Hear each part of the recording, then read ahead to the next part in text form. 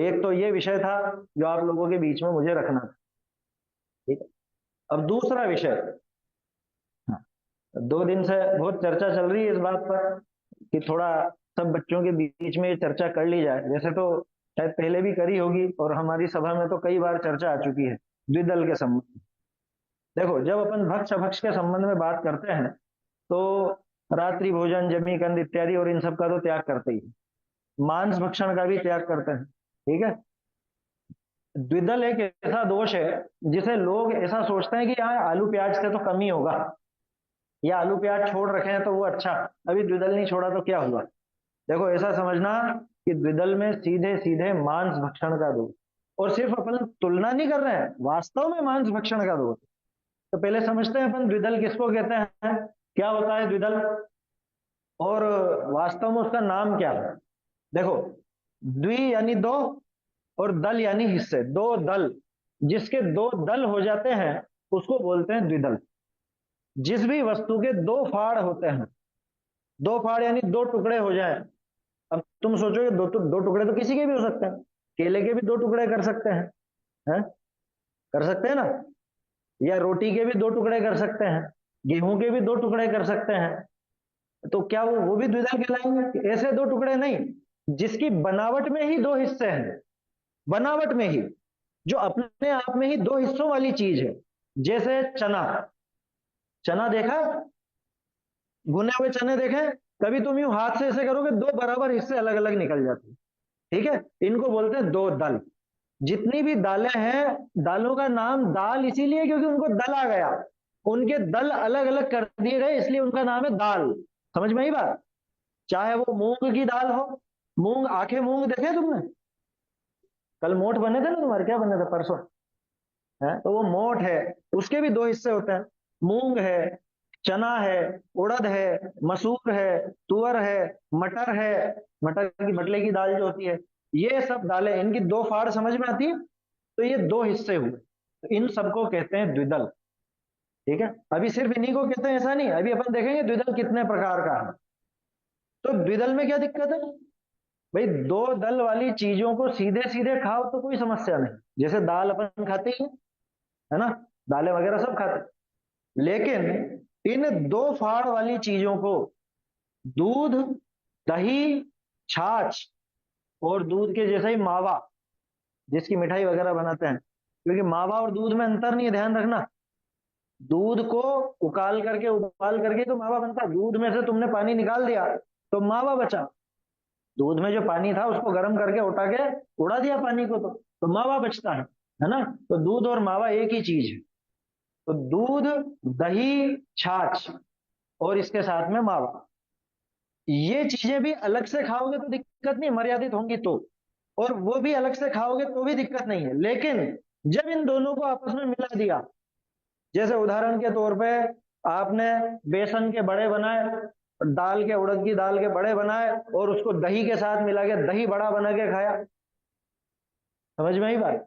तो वहां, या फिर किसी दाल में तुमने छाछ या दही वगैरह डाल के खाया, या जैसे मटर पनीर है ना, ये खाया। तो इसमें जब लार का संपर्क होता है, जब लार मिलती है इनके साथ, तो लार मिलने से अपने आप ही वहां पे त्रस जीव पैदा होता है।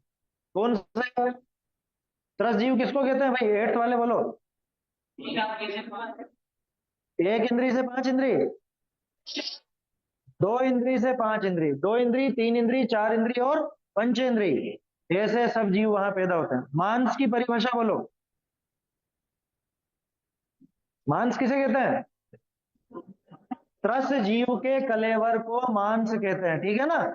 त्रस जीव के कलेवर को, कलेवर माने उसका शरीर, त्रस जीव के शरीर को मांस कहते हैं। स्थावर जीव के शरीर को मांस नहीं कहते।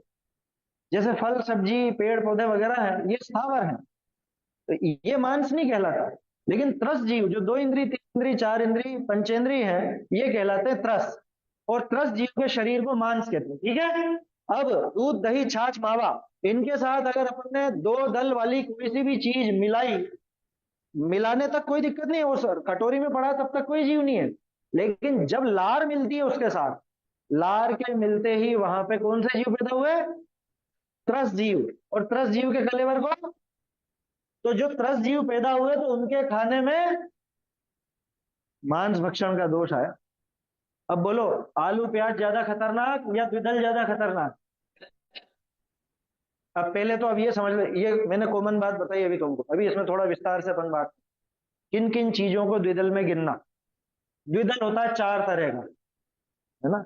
जो नोट करना चाहते हो तो नोट कर लो, क्योंकि ये चर्चा वैसे तो हमारे तो कई बार हो गई और तुम्हारे यहाँ पे भी पहले बता चुका हूं, लेकिन बार बार बताना पड़ता, पहले ही नोट करके रख लो। ये 4 तरह का द्विदल। सबसे पहला होता है अन्न द्विदल। कौन सा?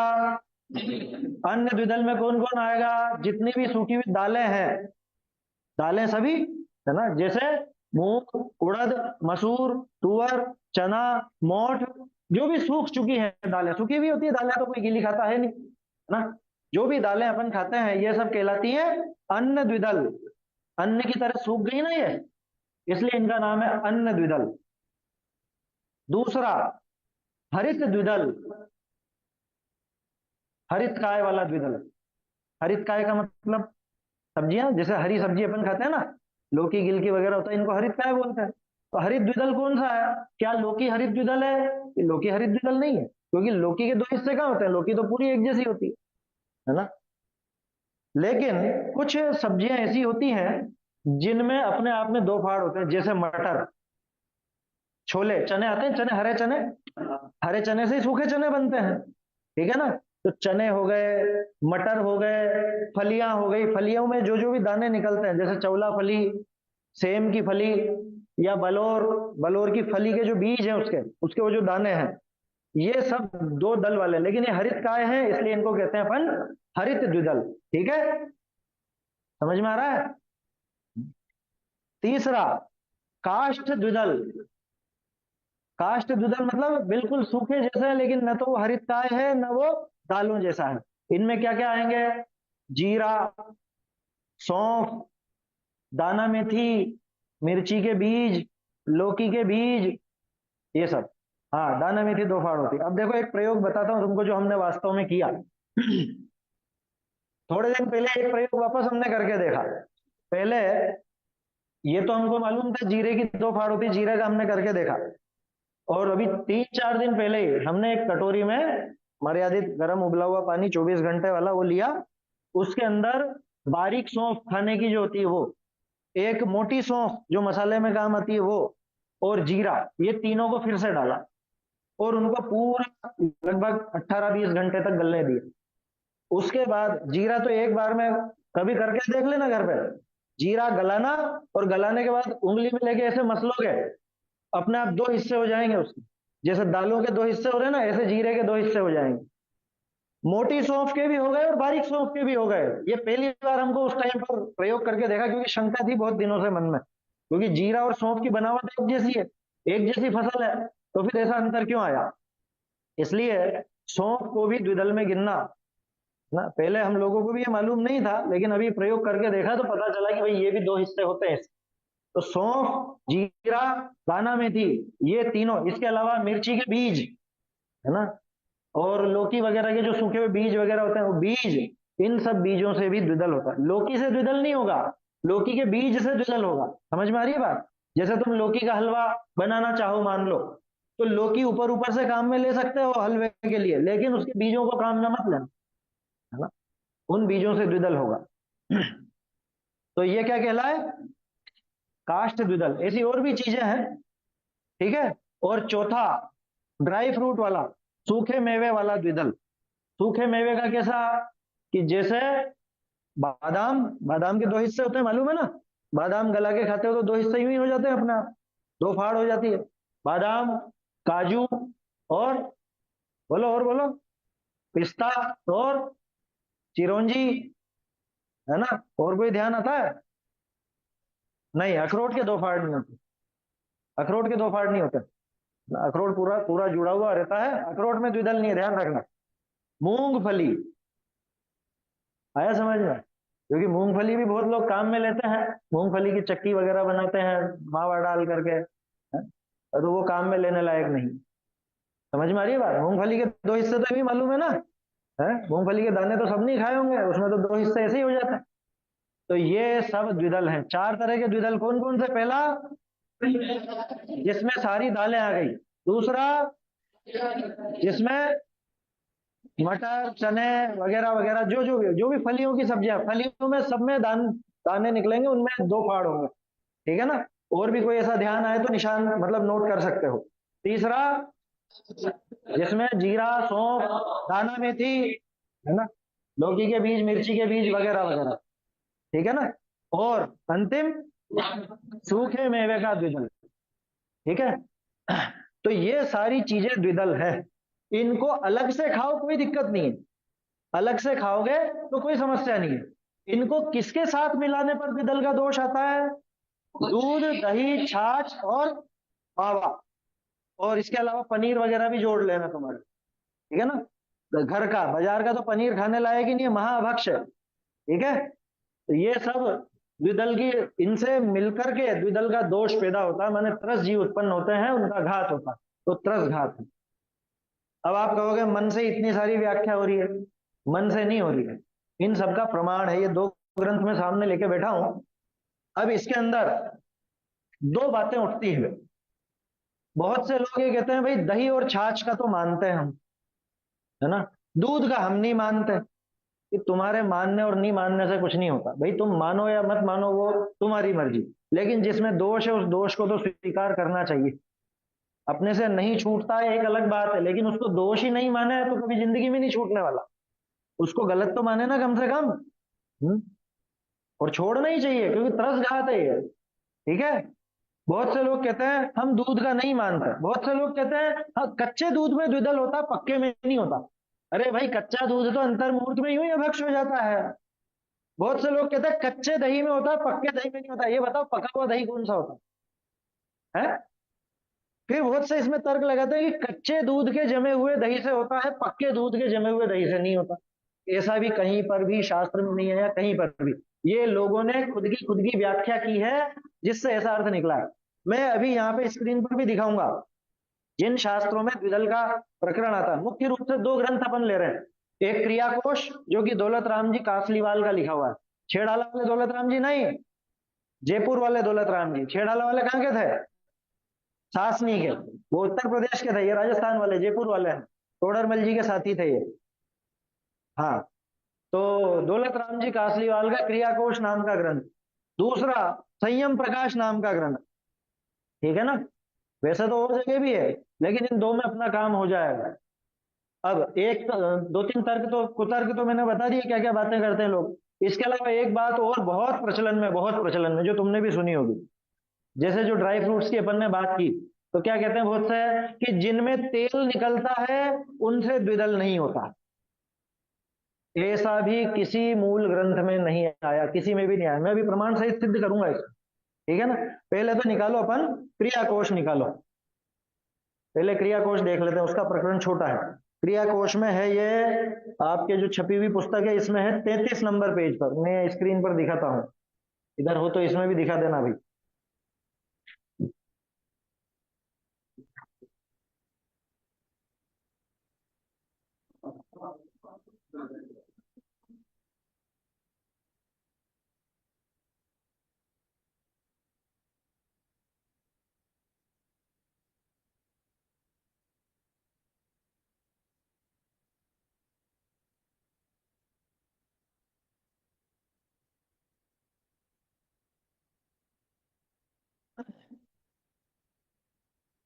देखो, मिल गया? जो पीडीएफ है ना, पीडीएफ में तो 34 नंबर पेज है, और ये छपी हुई में 33 नंबर पेज है। क्या पता ये ऐसा अंतर क्यों आया।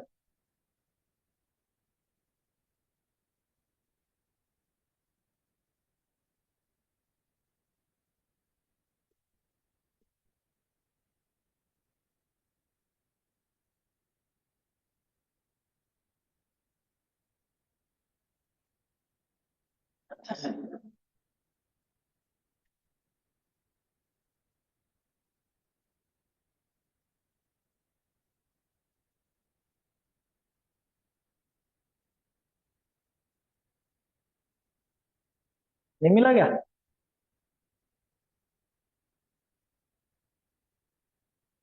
इसका अगला 34 निकालो, इसमें पीडीएफ में 34 है, छपी हुई पुस्तक में 33 है। हाँ, 135वां छंद, अर्थ द्विदल वर्णन करके, हाँ बड़ा कर लो भाई इसको, ये दो छंद ही काम के हैं अपने, है ना, आगे तो दूसरे अभक्ष का वर्णन है।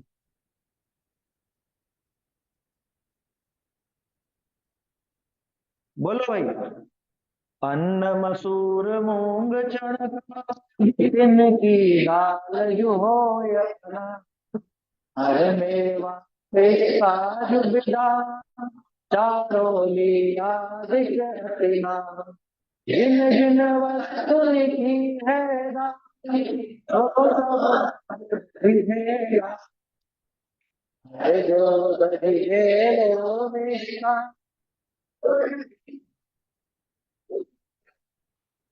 हम्म, क्या लिखा है? पढ़ने में समझ में आ गया होगा। अन्न, अन्न कैसे, मसूर मूंग चणक आदि, ये अन्न द्विदल में आ गए, मसूर मूंग चना वगैरह, तिनकी दाल जो हो या अनादि, उनकी जो तरह तरह की दाल होती है, अनादि का मतलब कि किसी ने की नहीं, अपने आप ही होती है, ऑटोमेटिक, जिसमें दो दो हिस्से हैं, है ना, अपन ने शुरू में ये अर्थ देखा था ना द्विदल का, दो टुकड़े अपन ने कर दिए, वो नहीं, जिसमें अपने आप ही बनावट में दो हिस्से होते हैं वो। और क्या लिखा है आगे, मेवा, मेवा यानी ड्राई फ्रूट, सूखा मेवा, अर मेवा पिस्ताजु बिदाम, ये गलत छप गया यहाँ पे, निदाम छप गया बादाम की जगह, अर मेवा सूखे मेवे, कौन से, पिस्ता बादाम, चारोली आदि, चारोली बोलते हैं चिरौंजी को, चिरौंजी आदि अति नाम, तो आ गया ना यहाँ पे नाम, इन सब के नाम आ गया ना।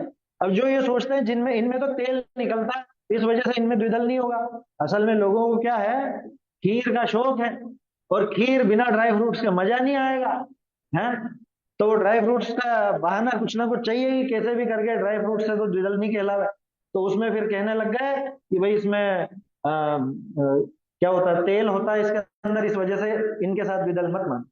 जबकि ऐसा मैं कह रहा हूँ मूल ग्रंथ में कहीं भी नहीं है, ये निकाले हुए अर्थ हैं ऐसे, स्पष्ट नाम दिया ना यहाँ पे दौलत राम जी का असली वाले, इसके अलावा पुराने ग्रंथों में भी कई जगह मिल जाए, जिनके भी दो हिस्से होते हैं, लिखा ना, जिन जिन वस्तुनि की है दाल, जिन जिन वस्तुओं की दाल होती है यानी दो हिस्से हो जाते हैं, चाहे वो कितनी बड़ी हो चाहे कितनी छोटी हो, जिनके भी ऐसे दो फाड़ होते हैं, तो सो सब दधी फेला टाल, वो सब दही के साथ में टालना चाहिए, इन्होंने दही का नाम लिया, बाकी और ग्रंथों में अपने को दूध छाछ वगैरह सारे गोरस का नाम मिल जाए, वो भी अपन देखेंगे। तो मसूर मूंग चने आदि अन्न की दो दाल होती है, एवं पिस्ता बादाम चारोली आदि मेवा की भी दो फाड़ होती है, जिन जिन वस्तुओं की दो फाड़ होती है, उन उन वस्तुओं को दही के साथ मिलाकर नहीं खाना चाहिए, दही के साथ मिष्टान्न मिलाकर उसको तुरंत, ये अलग चीज है, मिष्टान्न वाला अलग है, अगला छंद है वो ना, मीठा मिला करके खाओ तो वो अंतर मुहूर्त से पहले ही खा लेना चाहिए। दही में ये भी विशेष बात है, दही में अगर शक्कर डाली है तो अंतर मुहूर्त के बाद काम का नहीं है वो, उसमें जीव पैदा हो जाएंगे। अगर मीठा दही खाना है तो हाथों हाथ मिला करके खाओ, कि फिर श्रीखंड कैसे खाएं, कि श्रीखंड बना लो और जब खाने लगो तब दही या वो शक्कर बूरा मिला के हाथों हाथ खा लो, बाद में रखे रखोगे घंटों तक उसमें बहुत तरह जीव पैदा हो जाएंगे, इसलिए तत्काल खाना अगर मीठा खाना हो तो, है ना, ऐसा है। तो ये वाला समझ में आया। अब इसके बाद यहाँ स्पष्ट नाम आ गया, दही के साथ मिला करके खाने में द्विदल का दोष है, इन्होंने दही का लिखा है, और चीजों का नाम भी आता है गोरस। अब अपन देखते हैं संयम प्रकाश ना, देखो अभी तो है ना समय, सवालों से करा था आज तो अपन, संयम प्रकाश का उत्तरार्ध निकालो भाई।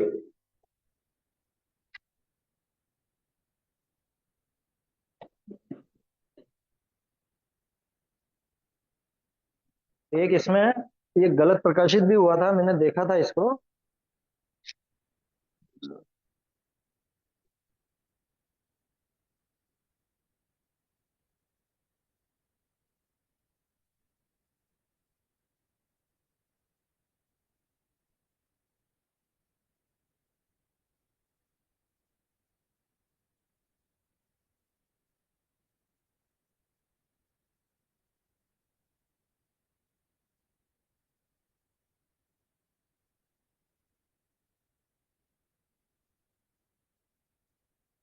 या तो इसमें था या इसमें संयम प्रकाश में था, अभी देखते हैं इसको भी।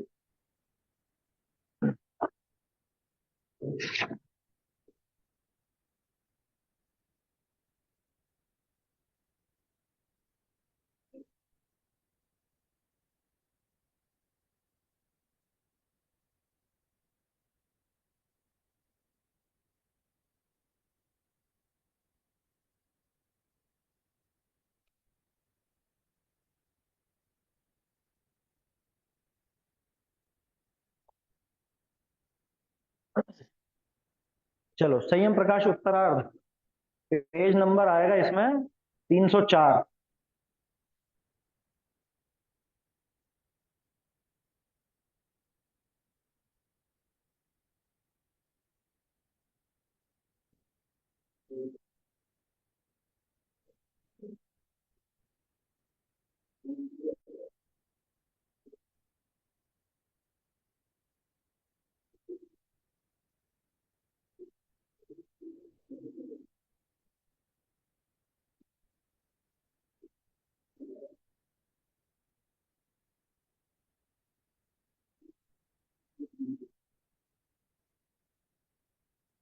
हम्म।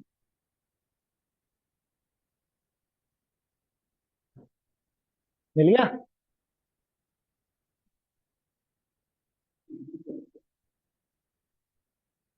देखो, संयम प्रकाश में अपने को कई जगह पे संग्रहित विषय मिल जाता है।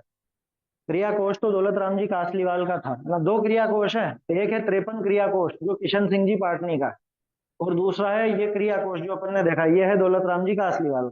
और अब जो अपन देख रहे हैं वो है संयम प्रकाश। ये है सूर्य सागर जी का, जो कि अभी हुए हैं ना, मतलब 50-60 साल पहले का ही ग्रंथ है। ये एक संग्रह ग्रंथ है, ध्यान रखना। बहुत सारी चीजें इसमें अच्छी हैं, क्योंकि अपने को कई ग्रंथों के विषय यहाँ पे इकट्ठे मिल जाते हैं।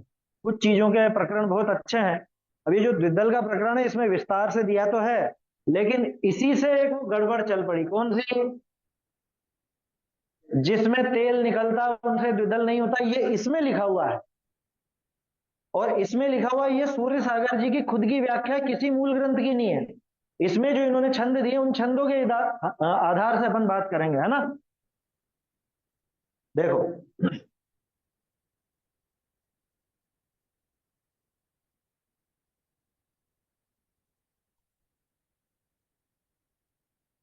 मिला। ये कौन सा निकाल लिया भाई? इसमें 304 नहीं होगा, वो तो फिर मैं तो नया वाला, नई पीडीएफ नहीं है क्या?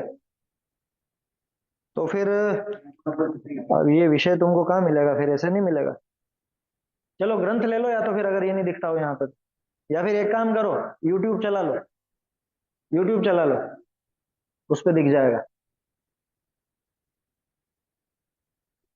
देखो, मैं पहले इसका अर्थ पढ़ता हूँ, है ना, और फिर अपन छंद देखेंगे, ठीक है ना, जब तक ये इस पे चालू हो जाएगा। जिन पदार्थों का अनाज या काष्ठ की, अनाज काष्ठ तो ब्रैकेट में दिया इन्होंने, दो दालें दो फाड़े होती हैं, जिन पदार्थों की दो दालें यानी दो फाड़ होती हैं, ऐसे अन्न को मूंग उड़द चना मटर चौला चोला कुल्थी आदि अन्न या काष्ठ को, एक सेकेंड, एक कल जो अपन ने छंद देखे थे, वो क्रिया कोश में देखे थे ना, वो वाला छंद आज थोड़ी ना आया अभी।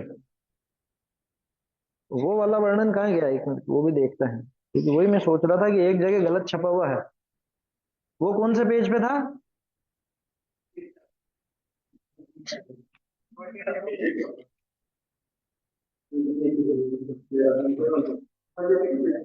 हाँ, ये विषय रह गया, वही मैं सोचू मैंने कि कहीं पे गड़बड़ आई है ये। चलो वापस से, हाँ, ये तो निकाल लिया ना। उसको अपन फिर देख लेंगे वापस, क्रिया कोश का वो 26-27 पेज भी वापस देख लेंगे। पहले अभी ये खुला है तो इसी को देख लेते हैं, ठीक है ना। मिल गया। चलो छंद देख लेते हैं, बोलो। घोरसेन तु दुग्धेन दध्ना तक्रेण सूरिभिः द्विदलान्नं सुसंपृक्तम् अष्टं द्विदलमुच्यते। द्विदल भक्षणं ज्ञेयमिह प्रचदोषकृत् यतो जिह्वायुते तस्मिन् जायन्ते कृषिराशयः। वार्षिकै श्रावकै नूनं हातव्यं विहितम्। यद्दक्षिणे फलं तुच्छं पापं भुङ्क्ते। अगला भी है। आमेन पक्वेन च गोरसेन मुद्गादियुक्तं द्विदलं सुकाष्ठम् जिह्वापृतं स्यात् त्रसजीवराशि सम्मूर्च्छिमानश्यति नात्र चित्रम्। चलो, ये जो संस्कृत के छंद है, थोड़ी बहुत संस्कृत तो समझ ही गए होंगे ना सभी। इनका अर्थ समझो, और अर्थ क्या किया है वो भी देखना। मैं इसलिए छंदों से अर्थ ले रहा हूं क्योंकि कई बार प्रकाशन में अनुवादक अपने हिसाब से भी अर्थ डाल देते हैं, तो ये पकड़ना सीखो। क्या लिखा है? गोरसेन तो दुग्धेन, गोरस कौन कौन सा गोरस? दुग्धेन, दधना, दधना यानी दही से, तृतीया एक वचन है ना, दधी, दधी का दधना। तक्रेण, तक्र से, तक्र किसको बोलते हैं? तक्र माने छाछ। तक्र शब्द नहीं सुना क्या कभी? तक्र माने छाछ। आया समझ में? दुग्ध यानी दूध, दधी यानी दही, तक्र यानी छाछ, तीनों आ गए। सूरी भी यानी आचार्यों के द्वारा द्विदल अन्नम सुसंपृक्तम, द्विदल जो चाहे अन्न हो या काष्टम चाहे काष्ट रूप हो, इन्होंने दो के नाम लिए। अपन ने और विस्तार में उसमें हरित और सूखा मेवा वाला भी वो डाला। सुसंपृक्तम द्विदलम उच्यते, जो उससे संपृक्त हो यानी कि उसके संपर्क में आया हुआ हो वो द्विदल कहलाता है। द्विदल भक्षणम गेयम इहामूत्र च दोषकृत। द्विदल का जो भक्षण है वो कैसा जानना, कैसा गेयम? यह और अमूत्र, यह यानी इस लोक में, अमूत्र यानी परलोक में। इस लोक में भी दोष का करने वाला है, परलोक में भी दोष करने वाला यानी कि पाप का फल देने वाला है। क्यों? कि यथा, क्योंकि जिह्वा युते, जिह्वा युते यानी जिह्वा का संपर्क होने पर तस्मिन जायन्ते त्रस राशयः, उसमें त्रस राशि पैदा होती है। स्पष्ट समझ में आ रहा है? शास्त्री वालों को तो आ रहा होगा ना। हम्म? तस्मिन जायन्ते त्रस राशय, उसमें त्रस राशि पैदा होती है। पाक्षिके श्रावके नूनम, पाक्षिक श्रावक, पाक्षिक श्रावक किसको बोलते हैं? हम्म? देखो, दो तरह के श्रावक कहलाते हैं, पाक्षिक और नैष्ठिक, है ना। नैष्ठिक किसका नाम? जो व्रत आदि धारण करते हैं, जो प्रतिमा आदि धारण करे, उसका नाम नैष्ठिक श्रावक। और पाक्षिक श्रावक यानी जो सामान्य जैन है, जो देवशास्त्र गुरु का भक्त है ना, माने जिसके कोई बड़े व्रत नहीं है, ऐसे पाक्षिक श्रावक। कौन सा पाक्षिक है ना, कोई नैष्ठिक भी हो सकता, लेकिन पाक्षिक तो है ही सही। पक्ष है यानी देवशास्त्र गुरु का, जैन धर्म का पक्ष है तो पाक्षिक श्रावक है। समझ में आ रहा है पीछे क्या बातें कर रहे हो? पाक्षिक श्रावक, तो पाक्षिके श्रावक है, जो पाक्षिक श्रावक है उनके द्वारा भी नूनम, नूनम यानी निश्चय से, वास्तव में, अतव्यम द्विदलम सदा, ये जो द्विदल है वो दूर से ही छोड़ना चाहिए। सदा ही द्विदल अतव्यम यानी कि त्याग कर देना चाहिए। क्यों? यद भक्षण फलम तुच्छम पापम भूरी दुख कृत, ये असल में क्या है, ये उल्टा लिखा हुआ लगता है। यद भक्षण फलम पापम अतुच्छम भूरी दुख कृत, ऐसा आएगा ये। जिसके भक्षण में अतुच्छ, अतुच्छ माने तुच्छ होता है कम, छोटा, और अतुच्छ यानी बहुत ज्यादा पाप होता है। भूरी दुख कृत, और बहुत ज्यादा दुख देने वाला है, ऐसा। अब जो लोग कच्चे और पक्के की बात करते हैं ना, वो ये छंद पढ़ लो कि कच्चे दूध से द्विदल होता है, पक्के से नहीं होता। तो ये छंद पढ़ लो, चौथा वाला। आमेन पक्वेन च गोरसेन, क्या लिखा? आमेन पक्वेन च गोरसेन, क्या मतलब?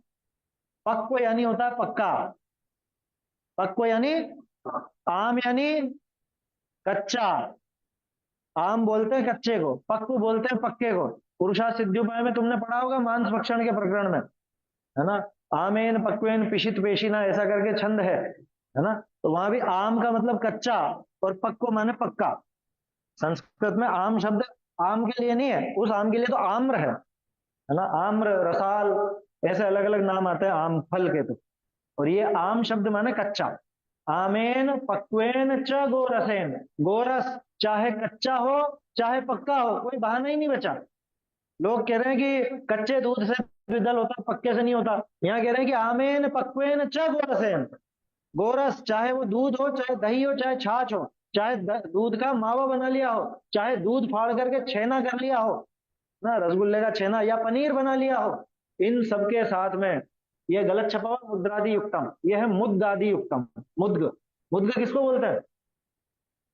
मुद्ग यानी मूंग, मूंग को मुद्ग कहा जाता है संस्कृत में, है ना। मुद्गादि युक्तम, जो मुद्ग वगैरह के नाम पहले आए, मूंग मटर चना वगैरह ये सब, इनसे सहित द्विदलम सुकाष्टम, वो द्विदल, वो भले काष्ठ जैसा ही क्यों ना हो, द्विदलम जिह्वा युतम स्यात् त्रस जीव राशि, जिह्वा सहित, जिह्वा से युक्त होने पर ही त्रस जीव राशि, त्रस जीवों की राशि यानी बहुत सारे त्रस जीव पैदा हो जाते हैं।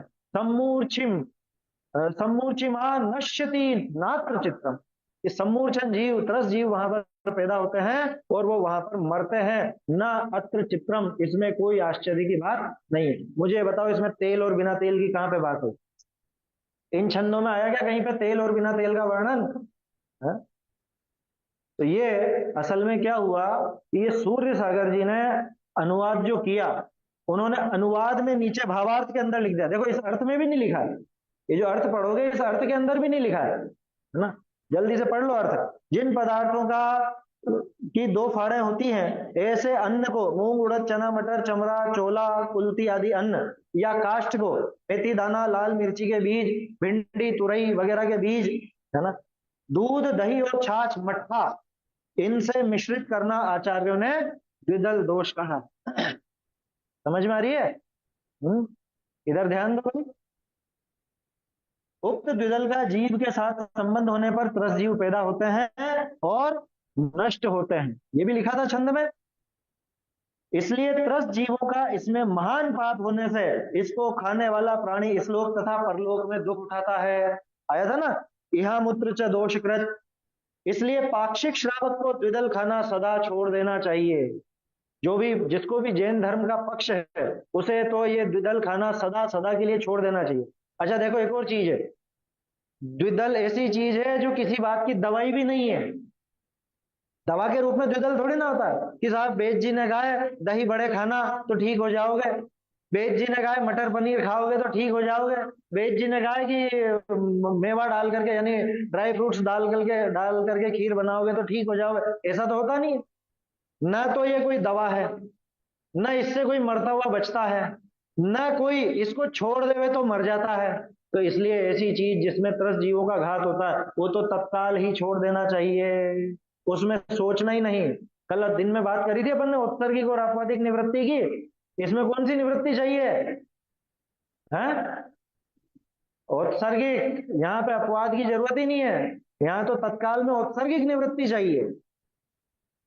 पाक्षिक श्रावक को द्विदल खाना सदा छोड़ देना चाहिए, क्योंकि इसके खाने से जरा सा जिह्वा इंद्रिय के स्वाद का लाभ है, किंतु त्रस हिंसा होने के कारण महान दुख उठाने पड़ते। एक बात और बताऊं, जैसे अभी अपन ने बात की, द्विदल किसी बात की दवाई तो नहीं है, लेकिन उल्टा रोग करने वाला है। पता है, जो लोग ये दही बड़ा वगैरह खाते हैं, ज्यादा दालों की चीजें दूध वगैरह के साथ खाते हैं, उनके सफेद दाग होते हुए दिखेंगे तुम्हें, गर्दन पे गाल पे इधर उधर सफेद दाग हो जाएंगे। आया समझ में? तो सफेद दाग की बीमारी भी उससे होती है। चर्म रोग हो जाते हैं तरह तरह के, नसों में सिकुड़न हो जाती है, इसलिए स्वास्थ्य का भी नुकसान होता है। तो द्विदल में अकेले उन जीवों का ही घात नहीं है, अनिष्ट कारक वाला दोष भी है, त्रस घात भी है और अनिष्ट कारक भी है, दो प्रकार का दोष है इसमें। गोरस चाहे कच्चा हो या पक्का हो, स्पष्ट लिखा है, गोरस चाहे कच्चा हो या पक्का हो, कच्चे दूध का हो चाहे पक्के दूध का हो, कच्चे दूध का जमाया जमाया हुआ दही हो, पक्के दूध का जमाया हुआ दही हो, कोई भी हो, उनके साथ में जिन अनाजों या बीजों की दो दाल हो, उनको मिलाकर भक्षण करने से त्रस्त जीवों की हिंसा का भागी होकर अनेक प्रकार के दुख इस भव में तथा परभव में उठाने पड़ते हैं, ऐसा सिद्धांत का कथन। अब नीचे जो भावार्थ था ना, इस भावार्थ में इन्होंने ऐसा अर्थ लिख दिया। देखो ये भी मुझे इसलिए बताना पड़ रहा है क्योंकि लोग बाग इसका तर्क लेते हैं कि साहब संयम प्रकाश में लिखा है। मुझे बताओ अपन ने जो 4 छंद पढ़े उसमें कहीं तेल बिना तेल की बात आई क्या? उसके ऊपर क्रियाकोश जो अपन ने पढ़ा, उस क्रियाकोश में तो नाम भी आया ना ड्राई फ्रूट्स का। और अभी 2 छंद और देखेंगे अपन क्रियाकोश के, है ना, फटाफट खत्म करते हैं बस। ये इन्होंने भावार्थ में लिख दिया मन से कि जिनमें तेल निकलता है, ये लिखा ना, जिनमें तेल और घी नहीं निकलता ऐसे मेथी दाना वगैरह से द्विदल होता है। तो इसका लोगों ने अर्थ निकाल लिया जिनमें तेल होता है, काजू बादाम वगैरह, उनमें द्विदल नहीं होता। लेकिन ऐसा कहीं नहीं है, बिल्कुल भी नहीं है। नीचे स्पष्ट लिखा है, गोरस चाहे कच्चा पक्का क्यों ना हो तो भी द्विदल होता है। और नीचे और खुलासा है, ये वो का वही है जो अपन ने पहले पढ़ा है। ठीक है। तो ये बात समझ में आई। तो दो बातें इसमें क्लियर कर लेना। एक तो ये कि दूध भी द्विदल में शामिल है। दूसरा ये कि चाहे तेल निकलता हो चाहे नहीं निकलता हो, दो फाड़ होती है तो उससे द्विदल का दोष आता है। अब एक चीज और, कुछ लोग ऐसा भी कहते हैं कि दही छाछ का द्विदल ज्यादा बड़ा द्विदल है, दूध वाला इतना बड़ा नहीं है। भाई द्विदल तो द्विदल है। मुझे बताओ, आलू में ज्यादा दोष है प्याज में? है? कौन बोला आलू में? अरे दोनों में समान ही है ना। आलू हो या प्याज हो, दोनों के दोनों जमी कंद है। तो उसी तरह से दूध का द्विदल हो, चाहे दही छाछ का द्विदल हो, चाहे मावे का द्विदल हो, चाहे पनीर का द्विदल हो, वो सब द्विदल एक जैसे हैं। उन सब में त्रस जीव पैदा होते हैं। कोई मटर पनीर खाता हो तो मत खाना। अब आया समझ में? या किसी को ड्राई फ्रूट वाली खीर ज्यादा पसंद हो तो विचार कर लेना, इसके अंदर द्विदल का दोष है, स्पष्ट द्विदल का दोष है। बस समाप्त करते हैं अपन। ये दो छंद और यहाँ पे बता देता हूं, ये छूट गए थे अपने। क्रिया कोश में 26 नंबर पेज पर देखो, प्रकरण आया है तो पूरा ही लेना ना, क्यों अधूरा छोड़ा है, फिर बाद में फिर बताना पड़ेगा नहीं तो। कौन सा था? 26 नंबर है ना।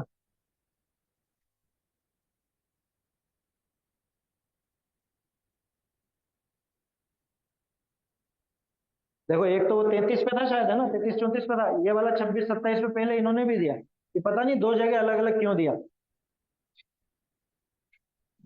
कौन सा था ये? 94 95?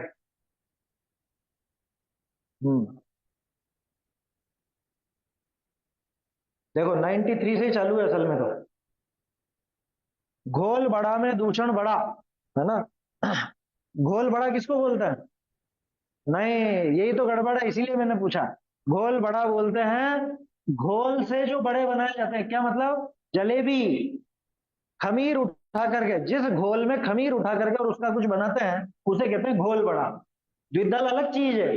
दही बड़ा तो द्विदल में आया, और घोल बड़ा जो जलेबी वगैरह उसको, ठीक है ना, उसको कहते हैं घोल बड़ा में दूषण बड़ा।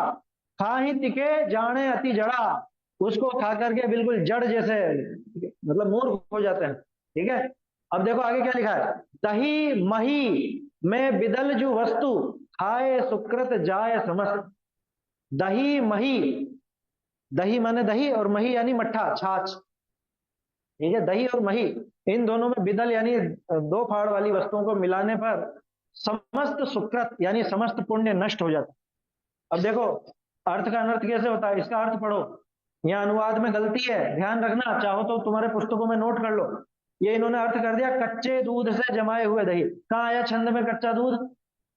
छंद में दिख रहा है क्या? ये अनुवादक की गलती है ये सीखो अब ये चीजें तुम सेकंड ईयर फाइनल वाला, और पहले से ही सीखो तो ज्यादा अच्छा।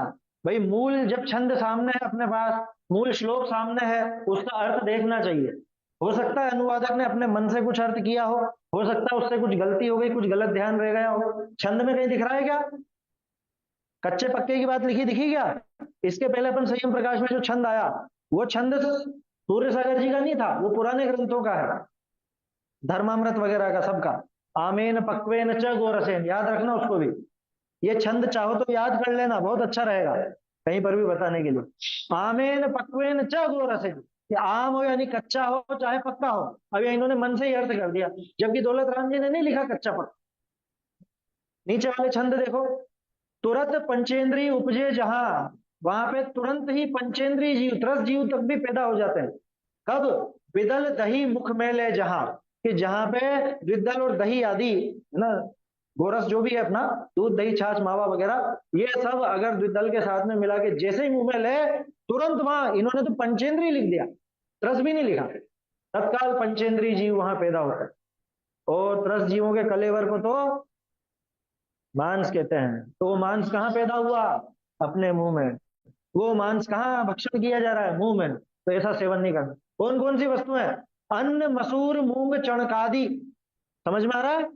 चाहे कैसा भी अनाज हो, मसूर वाला हो, मसूर हो, मूंग हो, चने वगैरह हो, मोठ हो, उड़द हो, मटर, तूर आदि, तुअर की दाल हो या मटर मटर हो, है ना? मटर की दाल भी होती है ना सूखी। मटर हरे हो चाहे सूखे हो, कैसे भी हो। अरे मेवो और जो ड्राई फ्रूट्स आते हैं, पिस्ताजू, बादाम, काजू, चारोली, अतिनाम, काजू, चिरौंजी, पिस्ता, बादाम, और क्या देखा था अपन ने? मूंगफली, है ना? और भी कुछ याद आए जिसके दो हिस्से होते हो वो जोड़ लेना इसमें। जिन वस्तुनि की वे दे द्वे दाल, सो सो सब दधि भेला का। जिन जिन वस्तुओं की दो दाल होती है उनको ये दूध, दही, छाछ, मावा इत्यादि के साथ मिला के नहीं खाना चाहिए। इन्होंने दही को मुख्य रखा दौलत राम जी ने। बाकी अपने देख लिया कि भाई दूध भी शामिल है, दही भी शामिल है, छाछ भी शामिल है, और दूध फाड़ के जो छेना बनाया वो भी दूध ही का अंश है। और जो समझ लो पनीर वगैरह अगर घर पे बनाया हो दूध को फाड़ करके, वो भी उसी तरह से समझना चाहिए। तो ये सब चीजें द्विदल वस्तुओं के साथ भक्षण करने से मांस भक्षण का दोष है। तो अपने को इनको दूर से ही छोड़ना चाहिए। अब एक अंतिम बात, बहुत से लोग कहते हैं जब गोरस का नाम आया तो घी को भी तो शामिल करो फिर। अगर इनको मानते हो तो घी को भी शामिल करो। घी दूध से बिल्कुल न्यारी चीज है। कैसे सिद्ध कर सकते हो? पर्याय तो दूध दही की भी चेंज हो गई। कैसे साबित कर सकते हो इस बात को? देखो, दूध की मर्यादा कितनी? गर्म करने पर 24 घंटे। अगर उबाल लिया बिल्कुल तो 24 घंटे की मर्यादा। दही की मर्यादा कितनी? 24 घंटे। छाछ की मर्यादा कितनी? वो भी वही 24 घंटे। मतलब इन तीनों की मर्यादा एक जैसी। और घी की मर्यादा कितनी? जब तक उसका स्वाद वगैरह, गंध वगैरह न बदल जाए, और फिर भी एक लिमिट रख दी कि साल भर में तो मान ही लो, तो उसकी मर्यादा साल भर। दूध, दही, छाछ ज्यादा नहीं चलेंगे, घी चलेगा साल भर। खराब नहीं होता घी। दूसरी बात, कभी प्योर दूध को देखना, उसको अगर ऐसे धूप में यूं साइड से देखोगे तो घी तैरता हुआ नजर आएगा। घी की बूंदे, चमकीली चमकीली बूंदे तुमको अलग से तैरते हुए नजर आएंगे। तो घी जो है वो असल में होता भले दूध के साथ है, लेकिन वो दूध से उसकी प्रकृति बिल्कुल न्यारी है ना? वो उसकी चिकनाई है, एक अलग ही चीज हो गई। तो हो सकता है किन्हीं लोगों के दिमाग में जो ऐसा छाया कि जिसमें तेल वगैरह निकलता है, जो चिकनाई सहित होते हैं उनसे नहीं होता, वो असल में इससे भ्रमित हो गए हों कि भाई घी है, घी असल में चिकनाई है, जैसे तेल चिकनाई है ऐसे घी भी चिकनाई है। तो घी के साथ द्विदल का दोष नहीं होता। लेकिन जो दूध, दही, छाछ, मावा, पनीर, इनके साथ में अपने आप ही द्विदल का दोष होता। समझ में आई बात? तो ये द्विदल का जो कुछ भी चर्चा लायक विस्तार था, तो वो मैंने आप सबके बीच में रखा। अब अपनी शक्ति का विचार करके, अरे नहीं हमसे तो नहीं छूटे, ऐसा नहीं। शक्ति है अपन सब में, क्योंकि मैंने बता दिया ना, ये कोई दवा तो है नहीं। दूध आप अलग से पी लो, दही अलग से खा लो, छाछ अलग से पी लो मर्यादित, और जो जो भी दालें हैं, ड्राई फ्रूट्स हैं, ये सब अलग से खा लो, मिला करके नहीं खाना। और कभी भोजन में भी अगर साथ में मिले, जैसे पूरी थाली है साथ में खीर भी है, खीर में तो ड्राई फ्रूट नहीं डाले, लेकिन साथ में दूध है, दही है, छाछ है, खीर है, कुछ भी है, तो क्या करें कि पहले ये वस्तुएं खा लो, फिर कुल्ला करके या दांत साफ करके फिर दूसरी वस्तु खा लो। मिला करके नहीं खाना। समझ में ही बात? मिला करके खाने में त्रस्त जीवों की उत्पत्ति होती है, अपने मुंह में पैदा होते हैं, मरते हैं, इसलिए साफ साफ मांस भक्षण का दोष है। मेरे ख्याल से जो जो बातें थी सारे बिंदु अपन ने इसमें टच कर लिए हैं, और काफी विस्तार से इसमें बात हो गई। और इसलिए त्रस्त जीवों का घात जान करके द्विदल का तो त्याग अपने को कर ही देना चाहिए। अपने जीवन में द्विदल का भक्षण ना हो, ऐसा अपने को विचार करना चाहिए। तो ये दो बातें मुख्य रूप से आज अपने को करनी थी। एक तो टोडरमल जी का जो छंद है वो याद कर लेना सभी जन, शुद्ध ही बोलना, शुद्ध ही याद करना, ठीक है? और दूसरा, ये द्विदल के संबंध में जो बात हुई है, तो मेरे ख्याल से सबका दिमाग साफ हो गया होगा, स्पष्ट हो गया होगा। इस विषय में समाप्त करते हैं।